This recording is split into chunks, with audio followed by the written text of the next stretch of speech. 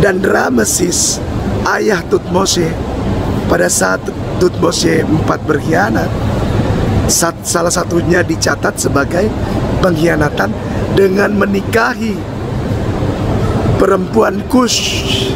Dan Moshe yang menikahi perempuan Kush ini dianggap pengkhianat karena memberontak terhadap kerajaan Rameses, sehingga Rameses mencari dia sampai di tepi Teberau, Laut Merah. Siapa dia? Ada begitu banyak Moshe. Dan Musa atau Moshe yang di dalam perjanjian lama bukanlah nama Ibrani, melainkan nama Mesir, nama Koptik. Moshe artinya dari air.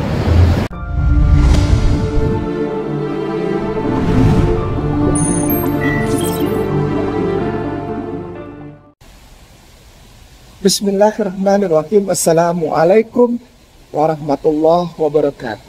Muslimin wal muslimah rahimakumullah di seluruh Indonesia. Di dalam perjalanan Kainama merunut di tanah para nabi, merunut perjalanan para nabi di tanah para nabi, mulai dari Qatar kemarin, Jordania, lalu Jerusalem, lalu sekarang saya ada di Mesir, tepatnya di Kairo. Di belakang saya adalah tempat lobby hotel di mana saya bermalam untuk beberapa waktu di Kairo. Namanya Grand Nile Hotel. Muslimin wal muslimah rahimakumullah. Hotel ini berada tepat sekali di tepi Sungai Nil, sungai terpanjang ya mungkin di dunia, mungkin ya, karena jaraknya hampir lebih dari jarak panjangnya, rentangnya itu lebih dari 600 km. Muslimin wal muslimah rahimakumullah. Ada di video sebelumnya saya bersama seorang tour guide dari Kairo, namanya Ahmad, yang juga telah menceritakan beberapa hal tentang begitu banyak sejarah di Mesir ini, Kairo. Ada satu hal yang ingin disampaikan, yaitu bahwa ada nama satu kota kuno, kota prasejarah, kota kuno di dalam perjalanan para nabi di tanah para nabi. Namanya Goshen. Kota Goshen ini sangat terikat erat sekali dengan pemahaman Nabi Musa, kehidupan Nabi Musa alaihissalam di dalam Torah. Goshen itu berkembang di dalam pengetahuan, namanya sekarang kota Rameses, juga Rameses. Insya Allah nanti ada cerita tambahan tentang kota ini. Jaraknya sekitar 100 kiloan dari sini lah, antara 100 kilometeran. Muslimin wal muslimah rahimakumullah. Setelah merunut di dalam perjalanan sejarah yang nyata-nyata dari Kairo ini,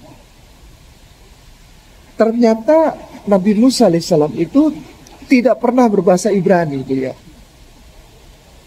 Beliau tidak pernah berbicara bahasa Ibrani.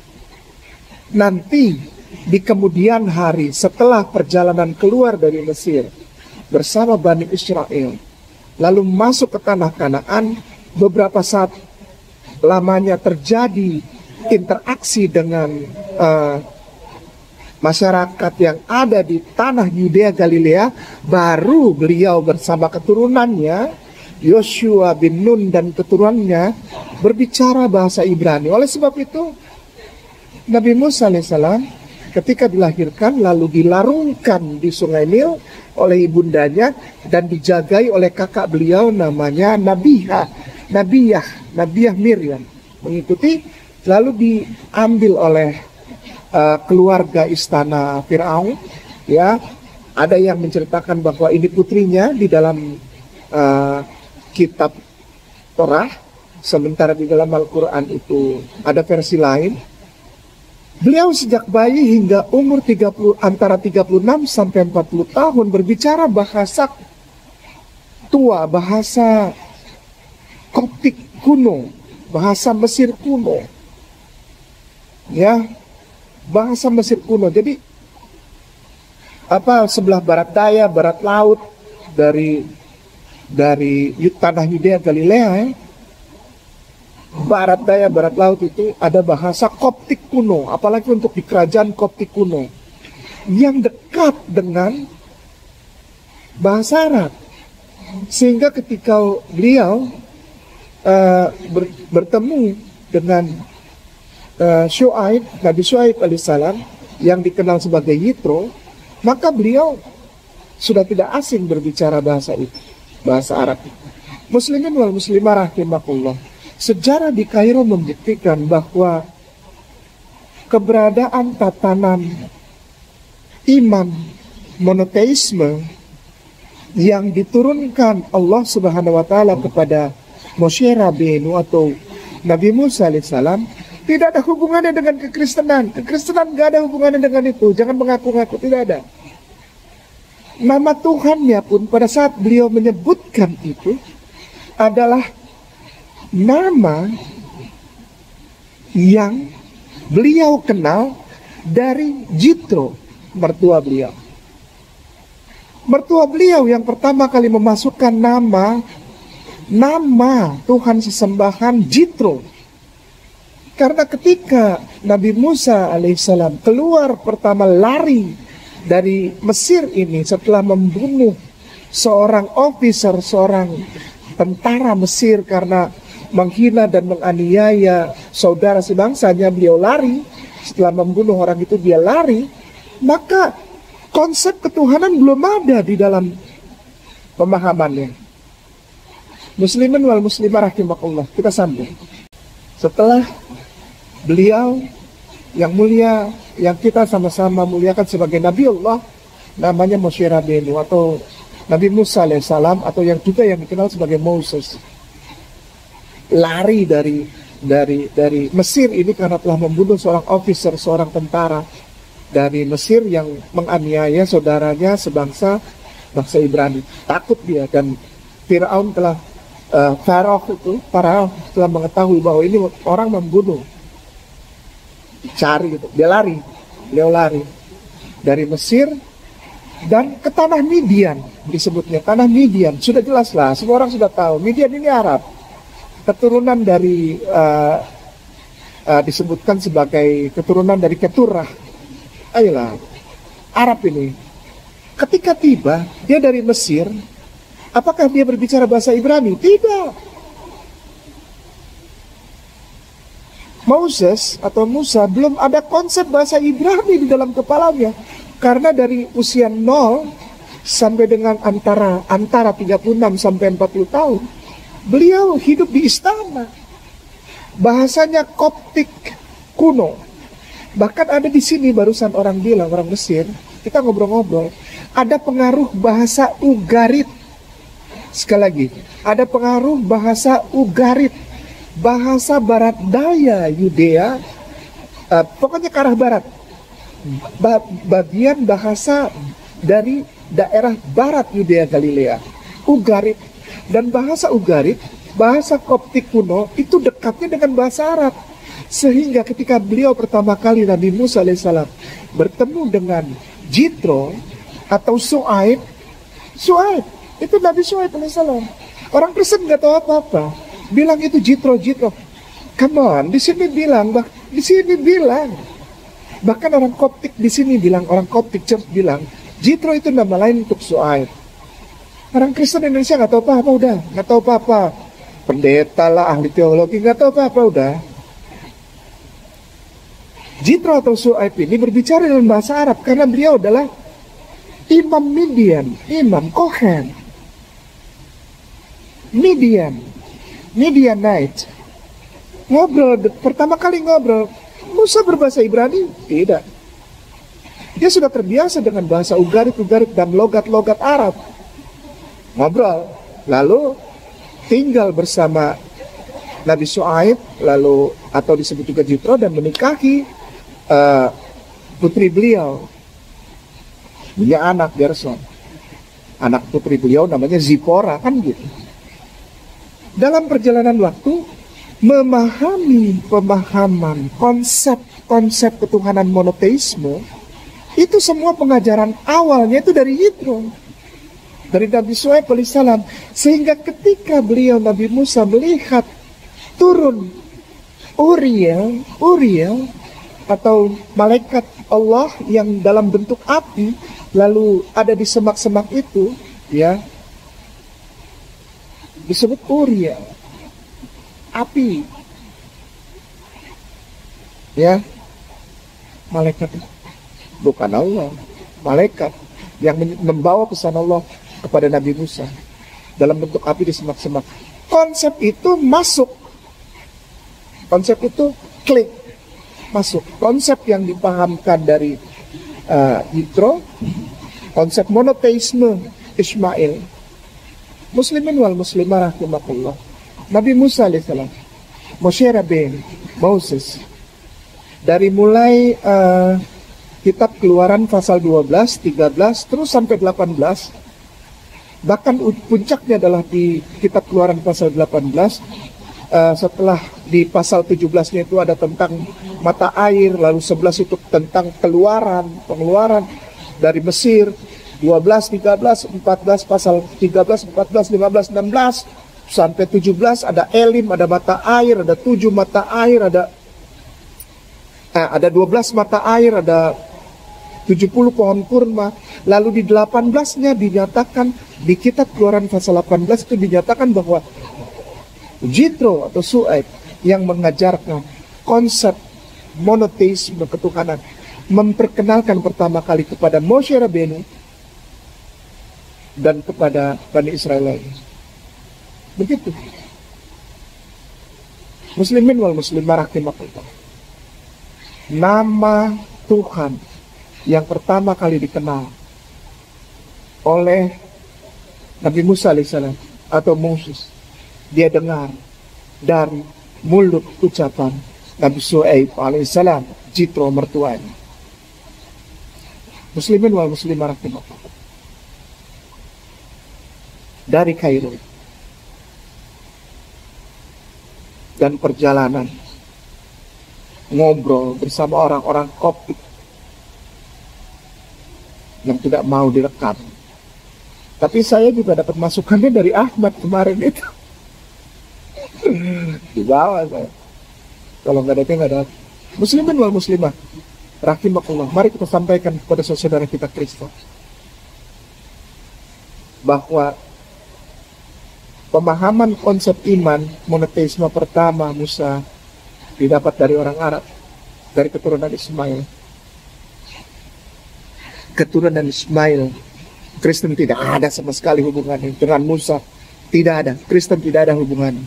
Dan nama yang diperkenalkan, betul, Allah yang maha tinggi, Allah subhanahu wa ta'ala, Allah khalaqa samawati wal ardh. Muslimin wal muslimah,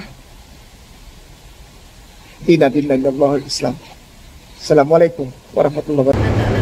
Yang akan menjadi kenyataan dengan Mesir dan bisa dimakan dan minum selamanya, dan seorang itu di dalam balik ke awas Bapak Ibu mereka berubah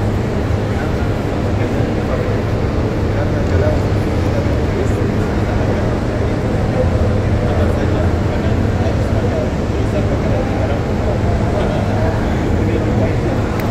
ini juga ada juga Bapak Ibu kami ilustrasi dari sangat terang, dan tadi ada kertas yang pertama di dunia. Ini Bapak Ibu beruang, ini Bapak Ibu asli dari Nina itu tahun. Apa ini? Apa ini Bapak Ibu?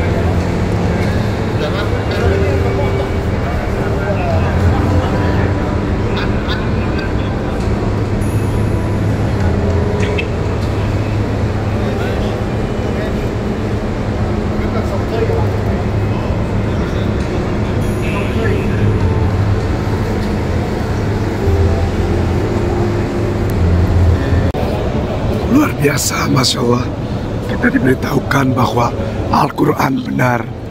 Segala sesuatu yang tertulis di Al-Quran benar dan bisa dibuktikan secara historical evidence. Ada satu yang lucu, di sini. Sebentar ya, saya mau kasih lihat sesuatu.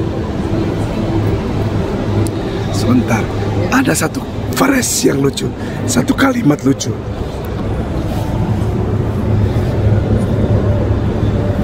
Mengapa di sini ditulis King Tut Moshe?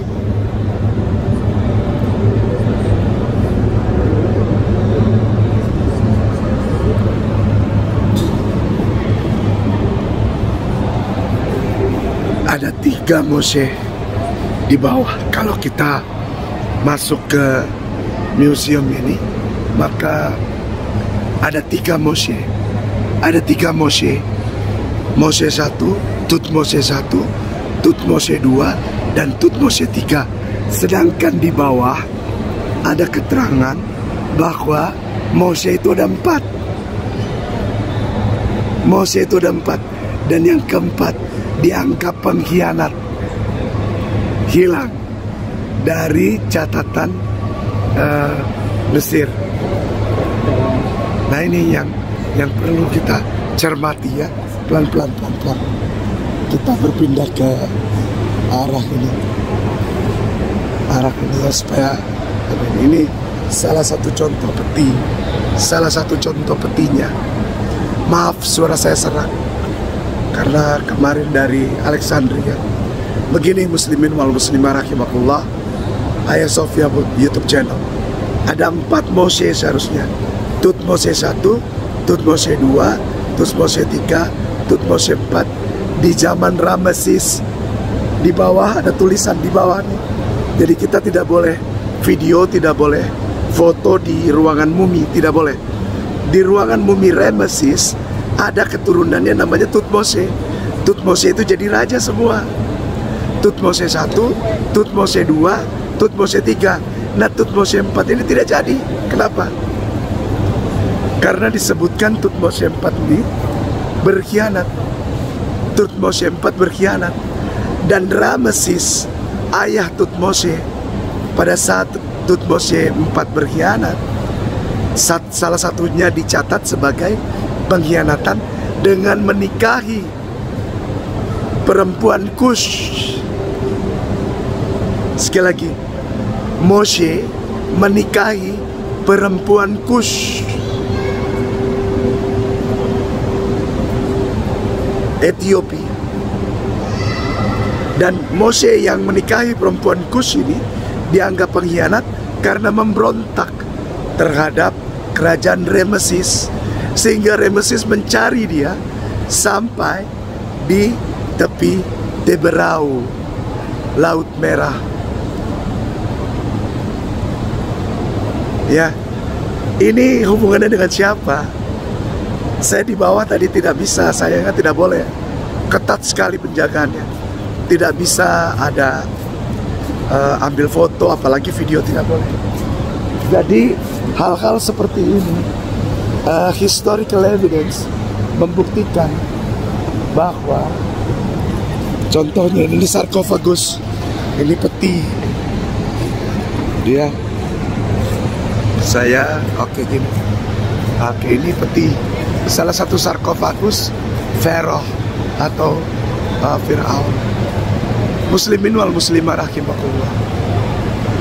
Di bawah itu tadi lengkap data-datanya semua. Ditemukan di mana, tubuhnya mengandung apa, mayat mumi ini. Semuanya lengkap sekali. Bahkan sampai yang terakhir itu, ada mumi yang dikasih keterangan bahwa tubuh dan paru-parunya terkandung banyak sekali garam. Bukan dari pembalseman, tapi garam yang masuk ke dalam tubuh lewat air garam yang masuk ke dalam tubuh. Bukan garam untuk pembalseman, bukan. Nah, Rameses ini yang mengejar putranya namanya Moshe sang pemberontak. Siapa dia? Ada begitu banyak Moshe. Dan Musa atau Moshe yang di dalam perjanjian lama bukanlah nama Ibrani, melainkan nama Mesir, nama Koptik. Moshe artinya dari air. Dari air. Itu bukan bahasa Ibrani. Apabila Anda kesini ke Kairo, ke Museum Pharaoh di Kairo, Anda akan terbuka pelan-pelan.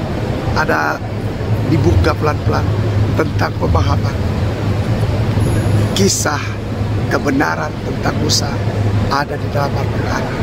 Masya Allah, Masya Allah, Subhanallah, Barakallahu fikum. Assalamualaikum warahmatullahi wabarakatuh dari Museum of Pharaoh di Kairo.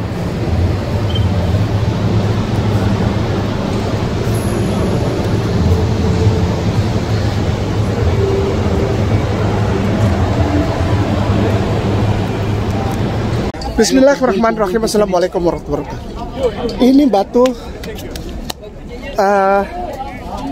kapur untuk pembangunan piramida. Satu batu ini yang paling kecil 1,8 ton, yang paling kecil. Yang paling besar bisa antara 18 sampai 20 ton. Bahkan peti untuk menutupi peti kayu dari para Pharaoh ini, para Firaun ini, yang terbuat dari batu, itu ada yang 24 ton. Masalahnya sekarang pertanyaannya, siapa yang bawa ini batu-batu ke sini? Gak ada kerjaan apa gimana? Muslimin wal muslimah rahimakumullah. Pemirsa ya Sofia YouTube channel dari Giza Piramida.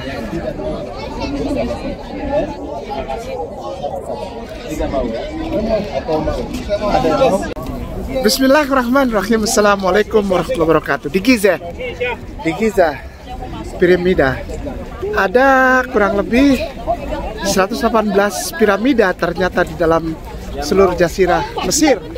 Tetapi di antara 118 ini hanya 39 yang terbesar. Dan di antara 39 ini ada tiga. Satu, dua, dan tiga di belakang sana. Ya, jadi ini dua, ini piramida terbesar. Ya, piramida terbesar ini. Mana dia? Ah, ini piramida terbesar dan ini piramida terbesar juga. Ya, piramida. Kita sudah sampai di piramida Giza.